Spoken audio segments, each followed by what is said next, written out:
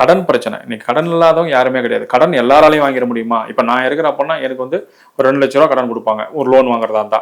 ஒரு சிலருக்கு 2,00,00,000 தருவாங்க. அப்ப அந்த கடன் கூட இறைவன் யாருக்கு எவ்வளவு குடுக்கணும்னு தகுதி இருக்குதோ, அதுக்கு தகுந்த மாரி தான் குடுப்பாரு. சரி, கடன் வந்து மிகப்பெரிய கெட்ட விஷயமா அப்படின்னு பார்த்தீங்கன்னா, கடன் கெட்ட விஷயமே கிடையாது. காரணம் என்ன கேட்டீங்கன்னா, இந்த 6ஆம் பாவம்னு சொல்லக்கூடியதான் கடன் சம்பந்தப்பட்ட விஷயத்த சொல்லுவாங்க. கடன், பகை, நோய் அப்படின்னு சொல்லக்கூடிய 3 விஷயங்களும் தான் வந்து அந்த 6ஆம் பாவத்துல இயங்கும்.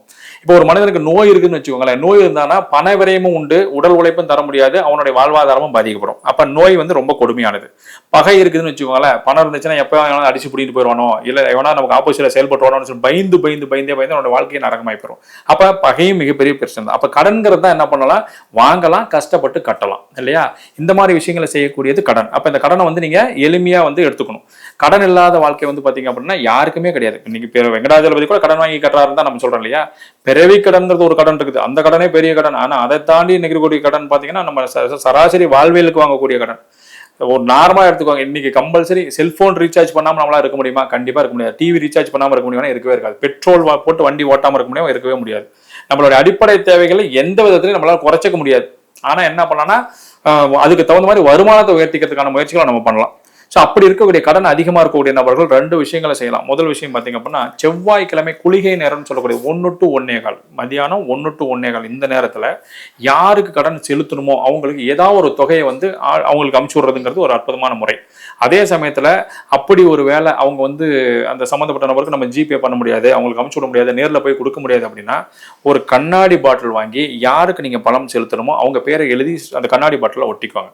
ஒட்டுனதுக்கு அப்புறமா அந்த செவ்வாய்க்கிழமை கரெக்டாக 1 to 1:15 அந்த நேரத்தில் அந்த கடன் தொகையை ஏதாவது கடன் அவர் கொடுக்க வேண்டிய தொகையிலிருந்து ஏதாவது ஒரு பர்சன்டேஜ் ஒரு 100 200 வந்து அதில் போட்டுருங்க. அவர் எப்போ நீங்கள் நேரில் சந்திக்க போறீங்களோ அப்போ இந்த தொகையை எடுத்துக்கொண்டு போய் அவர்கிட்ட கொடுத்தீங்க அப்படின்னா ஆட்டோமேட்டிக்காக கடன் பிரச்சனை வந்து மீண்டும் வெளியில் வந்துடலாம். அடுத்ததாக வந்து பார்த்தீங்க அப்படின்னா, கடன் அதிகமாக இருக்கக்கூடிய தொடர்ந்து 9 பௌர்ணமிகள் குலதெய்வ கோயிலுக்கு போய் வழிபாடு செஞ்சுட்டு வரணும். 9 பௌர்ணமிகள் தொடர்ந்து போயிட்டு வந்தீங்க அப்படின்னா எப்படிப்பட்ட கடனாக இருந்தாலும் சரி, எந்த சூழ்நிலையில் நீங்கள் வாங்கியிருந்தாலும் சரி, மருத்துவம் சார்ந்த கடனாக இருந்திருக்கலாம், இல்லை வீடு கட்டுறதுக்கு கடன் வாங்கியிருக்கலாம், இல்லை வேலைக்கு சேர்த்ததாக கடன் வாங்கியிருக்கலாம், அல்லது எதிர்பாராத விபத்துகளால் கடன் வாங்கிக்கலாம். இது மாதிரி எந்த விதமான கடனாக இருந்தாலும் சரி, தொடர்ந்து நீங்க போனீங்க அப்படின்னா நிச்சயமாக வந்து கடன் பிரச்சனை வந்து மீண்டும் வெளியில் வந்துடலாம். பயன்படுத்துங்கள், பலனடையுங்கள். அடுத்தது, இன்னைக்கு இருக்கக்கூடிய காலகட்டங்களில் செல்வ வளம் அப்படிங்கிறது ரொம்ப ரொம்ப முக்கியம். இன்னைக்கு செல்வம் இருந்துச்சுன்னா மீது எல்லாமே இருக்கும். உறவினர்கள் அனைவரும் தேடி வருவார்கள். செல்வம் இருந்துச்சு அப்படின்னா நமக்குள்ளாரே மிகப்பெரிய ஒரு கான்ஃபிடென்ட் இருக்கும்.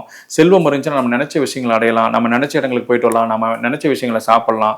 ஆனா இது எல்லாருக்கும் ஈஸியா கிடைச்சிருதா அப்படின்னா கண்டிப்பா எல்லாருக்கும் கிடைக்கிறது இல்லை. காரணம் என்னன்னா அவரவர்கள் வாழ்ந்த வாழ்க்கைக்கு தகுந்தார் போல இன்றைய பிறப்பு வந்து அவங்களுக்கு இருக்குது. அப்படிங்கும்போது அவங்க வந்து அந்த செல்வ நிலையில ரொம்ப மோசமான ஸ்டேஜில் இருக்காங்கன்னு வச்சுக்கோங்களேன். அவங்களுக்கு நீங்க என்ன செய்யணும், அவங்க என்னெல்லாம் செஞ்சோம்னா செல்வ நிலையிலிருந்து மீண்டும் வெளியில் வரலான்னு பார்த்தீங்க அப்படின்னா, கால பைரவர் வழிபாடு எப்போ பண்ணணும்? பௌர்ணமி அன்னைக்கு. பௌர்ணமி அன்னைக்கு கால பைரவருக்கு பன்னீரால் அபிஷேகம் செஞ்சுட்டு அந்த அபிஷேக பன்னீரை வாங்கிட்டு வந்து வீடுகளில் தெளிக்கணும்.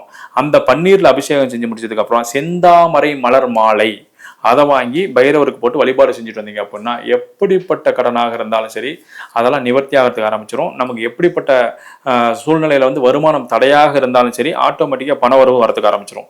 இது வந்து ஒரு அற்புதமான ஒரு முறை. இதை பயன்படுத்திட்டு வந்தீங்க அப்படின்னா கிரகங்களால் உண்டாகக்கூடிய அனைத்து விதமான, ஏன்னா கால பைரவர் தானே இந்த காலத்துக்கு அதிபதி, இந்த காலத்தை ஆட்கொண்டு நடத்தக்கூடியவர் கால பைரவர் தானே, அவருக்கு இந்த 2 சூட்சமான வழிபாடு செஞ்சுட்டு வந்தீங்கன்னா போதும், வேற எதுவுமே பண்ணுங்கிற அவசியம் கிடையாது. ஆட்டோமேட்டிக்காக உங்களுடைய கடன் பிரச்சனை வந்து அழகா மீண்டும் வெளியில் வந்தாலும் செல்வ செழிப்பு உண்டாகிறதுக்கு ஆரம்பிச்சிடும். பயன்படுத்தி பாருங்க, நிச்சயமா நல்ல பலன் இருக்கும்.